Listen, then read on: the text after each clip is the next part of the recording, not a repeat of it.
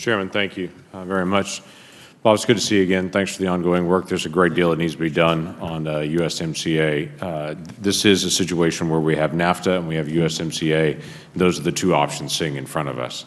And we've got to be able to determine which one's the better option on it. From every appearance that I have and what I've seen, the USMCA is a much better deal than what we have currently with NAFTA, but looking forward to the ongoing conversation about this. Help me understand one section of it. What do you see on the future of autos? I know there's been a lot of focus on trying to get auto manufacturing in North America, but I want to focus specifically on what the effect will be of the USMCA on auto exports outside of North America for parts, supplies, materials, finished products that we produce in North America and then ship in different countries that pick up. What do you think happens in that based on this agreement? So I would say, first of all, thank you for your comments. Secondly, I think the auto sector is among the biggest beneficiaries of this agreement. And by the way, it's one of the ones who have lost the most because of NAFTA. So this is just a huge, people who care about autos and auto parts, this is a huge improvement. This agreement in and of itself will make it easier to export to Mexico and to Canada. The reality is we don't export a huge amount to Mexico. We do export some. But I'm thinking about exports outside of North America. Outside of North America, the way it will principally affect is you are seeing substantial new investment in North America in a whole variety of states, some in the northern tier, but a lot of it in the southern tier of the countries. All of those plants that will be meeting the new NAFTA requirements, that is to say have higher U.S. content and more production in the United States, all of those plants will be able to export more easily just through their own efficiency. And I'll give you an example of that. BMW is one. BMW is one of the biggest, forget auto, one of the biggest net exporters in the United States is BMW. And they are substantially increasing their plant for a lot of reasons of efficiency. And that will make them even a bigger exporter of automobiles. So let me ask this, because NAFTA has worked pretty well on ag in particular, what does USMCA benefit the ag community on that's different than NAFTA? Oh. It's a greater benefit. Just give me one or two examples. So, well, I mean, one would be in the wheat area. We corrected the bad wheat labeling there.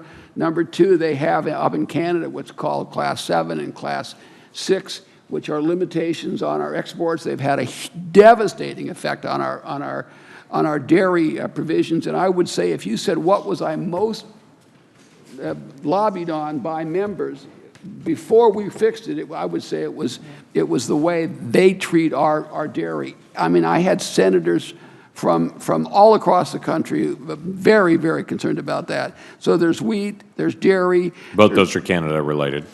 Pardon me? Both those are Canada related, the wheat and dairy. Yeah, yes. Right. They're both Canada. There also are, these are the best provisions on SPS. We have a provision that solves a discriminatory action against U.S. wine. We have limitations on how these geographic indications are used against the United States. There are rules for the first time really on biologics biotechnology and approving new biotechnology. I mean, it is a remarkably better agreement, and I should say that's even given the fact that agriculture did relatively well under the old NAFTA. So let me ask you one more question on USMCA, but before I run out of time, I want to mention to you again how important the 301 exclusion process is to me. And I know you're working on this, and we talk about it often, but for those that have been through List 1 and 2, their exclusions are coming up. I would hope that there would be a way to be able to rapidly renew those exclusions that they already have from List 1 and 2, and for List 3 that's happening to get through the exclusion process rapidly, which, again, the first round in going through it with List 1 and 2 took 8-10 months on some products. This is a much larger list for List 3, and I just hope that they can. You and I have talked about it before, and we can go from there. Let me ask you about the digital trade provisions, though, in the USMCA. What is the digital trade provisions? Are they similar to what we're seeing in the Pacific Rim and the TPP and what they're already putting into place, protecting customs duties on electronic products, source code protections and such? those similar to the TPP provisions of what we're putting in the USMCA just for digital trade?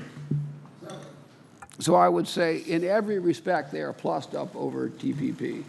They are a better agreement than TPP. Obviously, there are no agreements in NAFTA, so we can forget about that. But under TPP, we plussed them up in every case. And the reason we could do that in reality was because we had the benefit of TPP. So we knew what was in there, and we plussed it up and used the leverage of these negotiations to get better agreements. So source codes for sure, data flow, data localization, all of these provisions. And Senator Wyden is like the world's leading expert on this, and he's going to endorse my comment. This is better than TPP in all of these respects.